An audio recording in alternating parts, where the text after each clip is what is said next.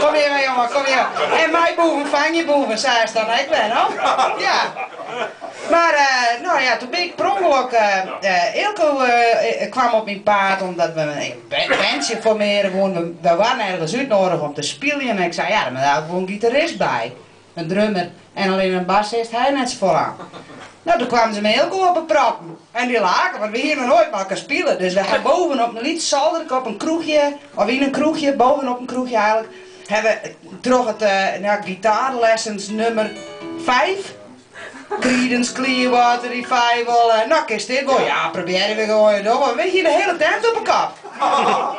En toen dacht Hilco, nou dit is wel leuk. En ik dacht, dit gaat mooi, mooi vrij, mooi leuk en net altijd stief. Nou, zo hebben we ons schreeuwen gang ik op een gegeven moment te jaren, hebben we niet mijn schreeuwen, dat is Tol Violin. Die is ook wel eens op Omroep Friesland te zien en te jaren. Maar ja, toen dacht ik wel eigenlijk wel meer, want ik vind het wel heel erg leuk. Ja, toen is het wat aan het rollen gegaan, een platencontract hebben wij afscheid genomen, want Hilco vond dat commerciële Bliksem. Ja, gebliksem. Vond er eigenlijk net zo vol hoor. En toen, maar we hebben altijd contact houden en nou ja, Nona en Safol en ook havenmeester binnen in Langwaar. En wat verstandiger worden ben. Soms. Nou, maar ik heb wel ik ben aan 40 ik zei, ik wil heel graag een muziekmeidje, maar net meer op een groot podium. Met dranghekken 2 meter van het podium aan, dat mensen ergens daar staan in het donker gat. Ik wil gezelligheid en ik wil mensen in de straat pakken, ik wil ze leidje letten en een lach en een traan, zeg maar. Dat is dus de reden dat we nou hier zitten. Het is al vrij na je repertoire voor ons. We hebben dit nog helemaal net zo vaak gespeeld together. Ja, wel oefenen en schreeuwen. Dus het is een hele leuke vuurdoop. Vandaar dat ik de teksten er nog wat bij heb, want ik kan ze wel schreeuwen, maar net onthouden. Sommige wel. Dus als je me kwalijk neemt, doe ik het even samen. En we beginnen. Mijn nummer, dat hebben we een paar weken geleden geschreven, denk ik. Dat heet de Fietser. En het gaat er eigenlijk over, us heit wie arbeider bij Staalbouw Burgum vroeger. Nou. En die moest altijd op fiets naar het werk.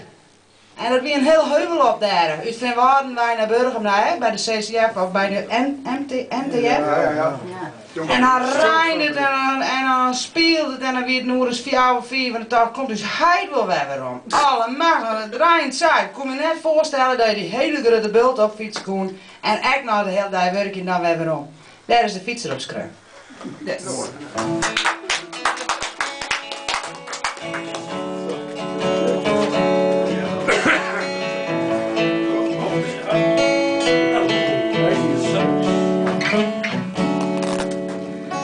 Ik zocht naar boeten, zocht op de fietsen, drakselt mij de wind.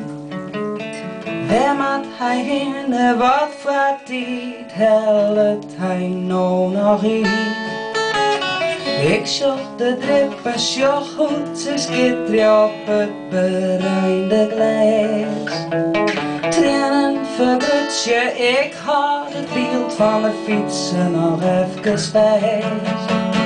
Ik ren een iets rondje, ik weet thuis net eens waarom ik dat doe. Ik rook nog een peuk en drink wat ik wil, het beeld van die fietser weer op.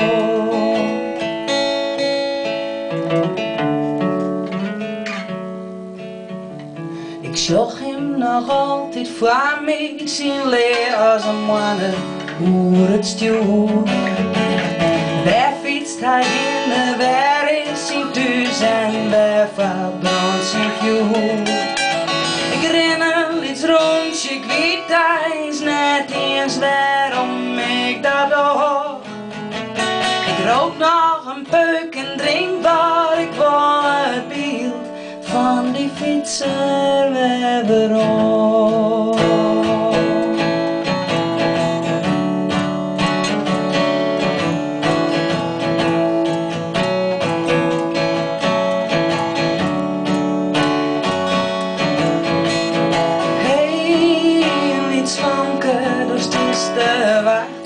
Voor het glas. Zoals de tranen streamen door het bereinde gas. Heel iets van kunheid is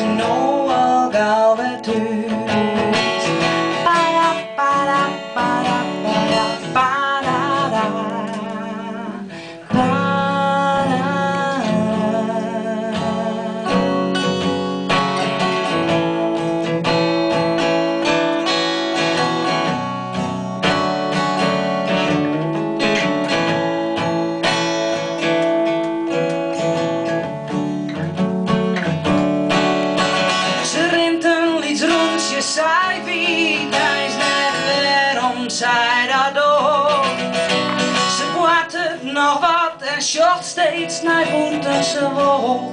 Nou haar hij maar gauw weer om.